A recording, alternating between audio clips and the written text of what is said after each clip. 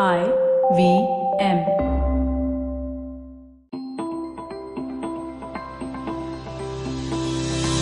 Welcome to Dreaming with Your Eyes Open.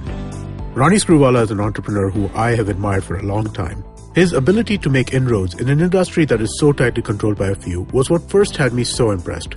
When he released his book a few years ago, I lapped it up and was even more impressed. The more I discovered his journey and the various businesses he had been a part of, the deeper my admiration went. When this project came up, I jumped on it wholeheartedly. Where else was I going to get the opportunity to spend so much time discussing the ins and outs of his career and what he has accomplished? In the third chapter, Opportunity Knocks, Open the Door, I talked to Ronnie about the importance of being prepared for when opportunity does present itself. It's important that one has the ability to analyze what opportunities present themselves and the value of being able to pursue them quickly. Hi, welcome to another episode. Hi, Ronnie. Hi. The next chapter that we're going to talk about today is Opportunity Knocks, Open the Door. So I'm going to start with a quote over there. One of my first forays into business was hardly a romantic fairy tale, nor did it come with the high adrenaline rush of my later entry into media. Rather, my creation of laser brushes in the 1980s was more about balls than brains. Laser brushes did not come about because I had a brilliant glimpse of insight or it had hit upon the unique idea whose time had come. It was born and succeeded because I recognized the growth potential of a simple product that offered to fill a vacuum in India's growing market. That and the fact that I was young, hungry, and blissfully naive, so much so that I did not let my inexperience get in the way. Mm-hmm. So we spoke about this briefly in the previous episode. I want to get a little deeper into it, right? Why toothbrushes? Why that time? Was it just the opportunity that you saw and you were like, okay, I should go for this? Yes. I was a first generation entrepreneur. And I think I was moving and trying to see how much one can grow. Your ambitions are very high. Your impetuousness is also high.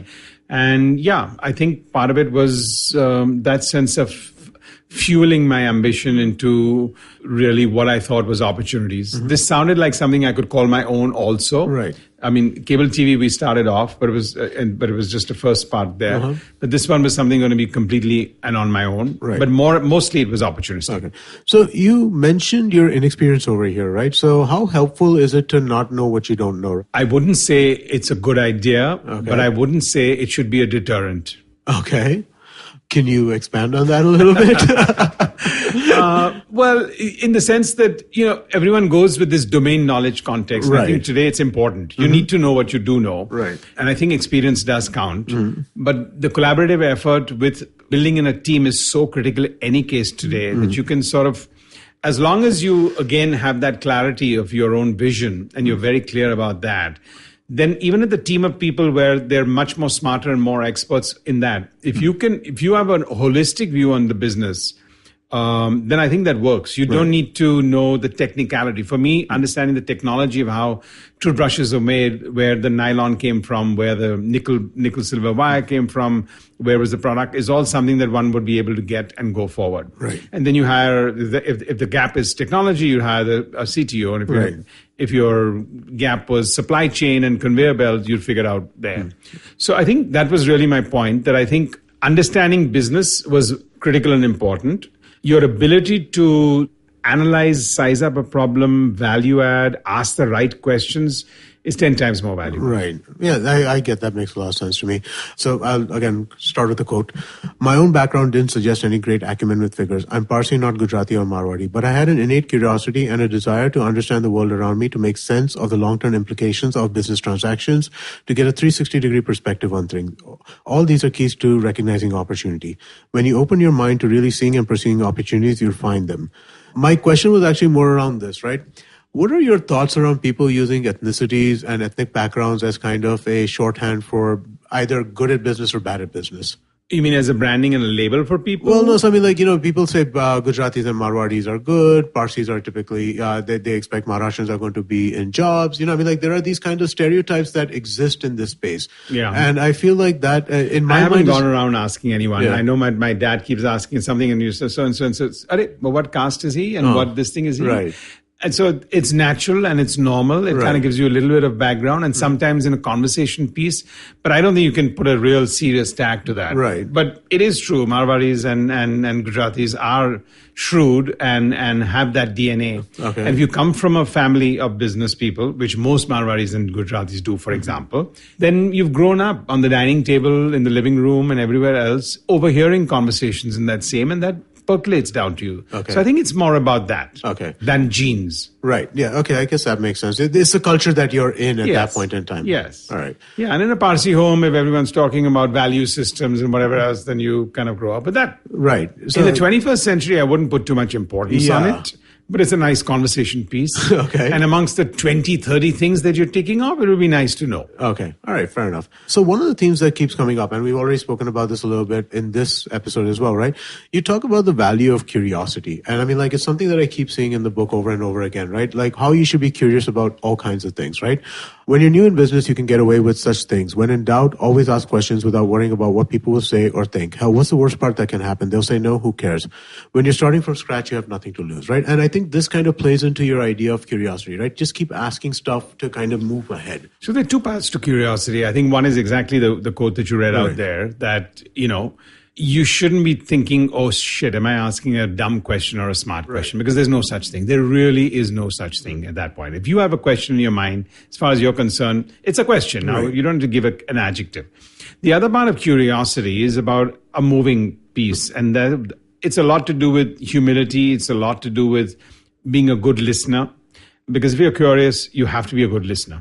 If you're curious, you have to have humility because you've got that kind of mind, whichever way. And I think those just symbolically and fundamentally shape a lot of what you would do. Because one of the most important things as a leader, forget about an entrepreneur, is to be open-minded. Right. And most people think they're open-minded and they're good listeners, but we know we all are challenged in that. So how would one develop that as a skill, right? I mean, because I think that is something that people do in India, particularly with the cultural difference that we generally see in most places, right? How do you? No, I think it's you could be in a job, you could be anywhere else, but curiosity is a trait that either you have. I can't say either you have, you'll never have, right? But it's a trait that you should develop, right? It's a little bit like you don't like reading, but if you really want to look at upskilling yourself or whatever else. And today in the 21st century, I think education doesn't stop at 23, 24. You'll have to keep learning whether you like it or not. Right. So curiosity no longer is one of those things where I'm just asking a few innocent questions. It's also today about every 2 to 3 years, if I'm not learning on something, for example, then I may be flat. Yeah. So I also wanted to ask you a little bit about when you started the toothbrush business, your first 4 months, I mean, like the list of things that you put out there was just absolutely nuts, right? In terms of kind of getting the business up and running. Yeah.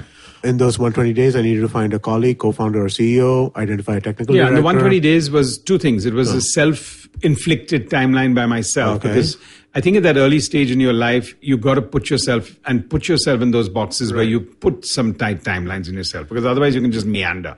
Oh, I've got a good idea. Then for 3 months, you're thinking whether it's a good idea or not.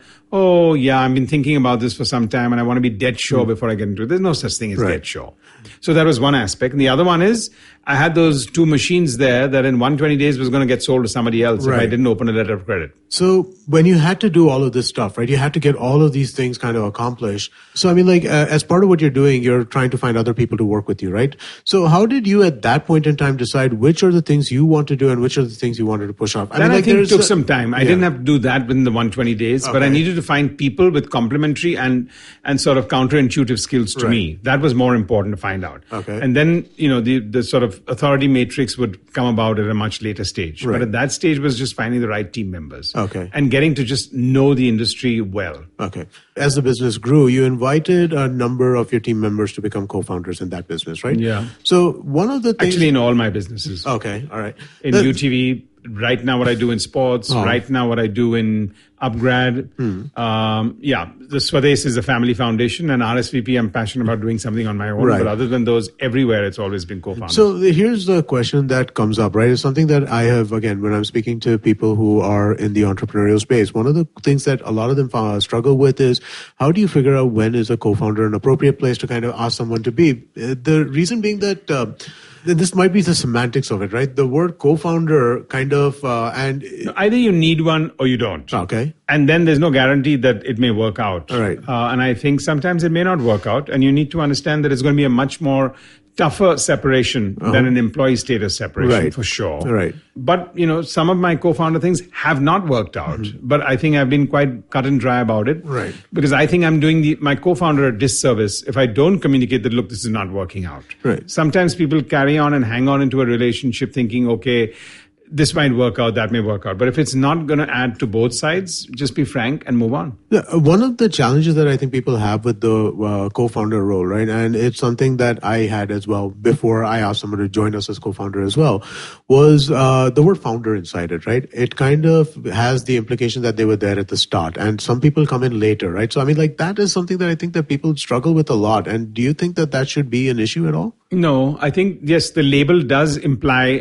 being there at the starting gate. Right. But that's something that you have to figure out with who you've called a co-founder. Right. Whether how much later in the starting gate they did come in. Okay. I do agree that if the business has grown to a certain extent and then you're getting a CEO and you're saying, I want to give you a co-founder status, by that time you know that for the next 10 years, if somebody's coming late into the cycle and you give them a co-founder tag, I think it's about your belief that for the next 10 years, they're going to be the person, Right. which means that in 5 years from now, it wouldn't make a difference whether he wasn't there for the first 3 years because Right. he's there for the last 5 years. That's exactly what I came to as a kind of choice over there.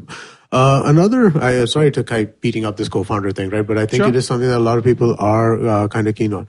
So one of the reasons why I asked someone to join as a co-founder, right, was because I wanted them to look at the company at large rather than just the vertical that they were concentrating on at that point in time. Do you think that that is a good reason to ask someone? No, I mean, again, I can't opine for somebody else what their reason is, but I'm saying the job function, a co-founder is a completely different onerous approach. You're Right. giving that person saying you're there for the long run. We're going to read through this with thick and thin. They're complementary, but yet, diametrically opposite sometimes Right. skills in that. But it's not really a lollipop for retention. Right. It shouldn't be. No, I wasn't thinking of it in that perspective. It was Yeah. more from the perspective of ownership in the entire business at large rather than the part that they were working on at that point in time. Yeah, I think that makes sense. Yeah. That does make sense overall. But you need to believe in it, and you need to understand that later on they would need to feel that sense of ownership. Otherwise, it just becomes clinical. Well, of course. I want to end with a couple of things that are at the end of the chapter, right? So one of the things you've mentioned is half of everything is logic and intuition. Can you give me some examples of why you believe this? I mean, like, and is this still true? Why I believe that a lot is to do with? Half of everything is logic and intuition. Yes. Right? So, I mean, like, why can you give some examples of why this is a part of your, this, right? I mean, like, why half of everything is logic and intuition?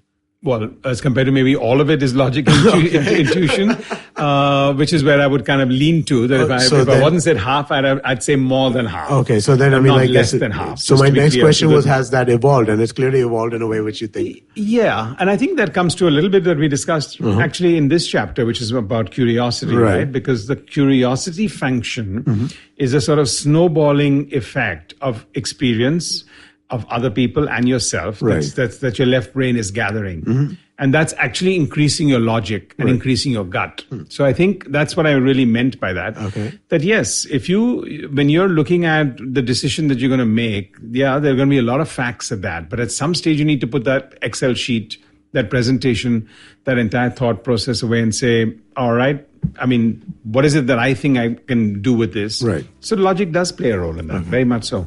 All right, great. I think that is a good place to end this. And, Great, lovely. We'll be back next week.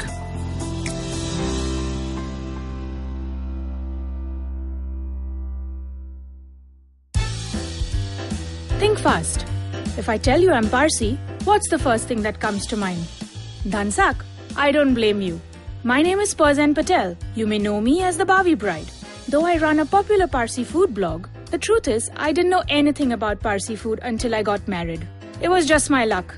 He turned out to be your typical sadra lega wearing, kawab khari eating Parsi boy. And the only thing I knew was dhansak, or rather, how to eat it. But there's more to Parsi food than dhansak. And there is more to us than our obsession with eggs and our legendary Rani cafes.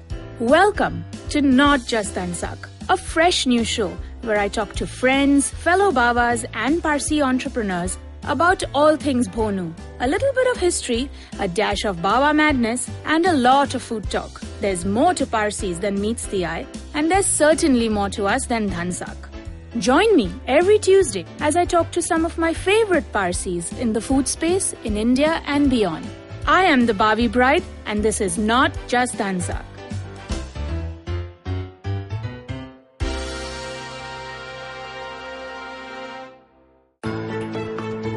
How aware do you think you are of your laws and rights? Do you look up to laws when you are caught up in situations?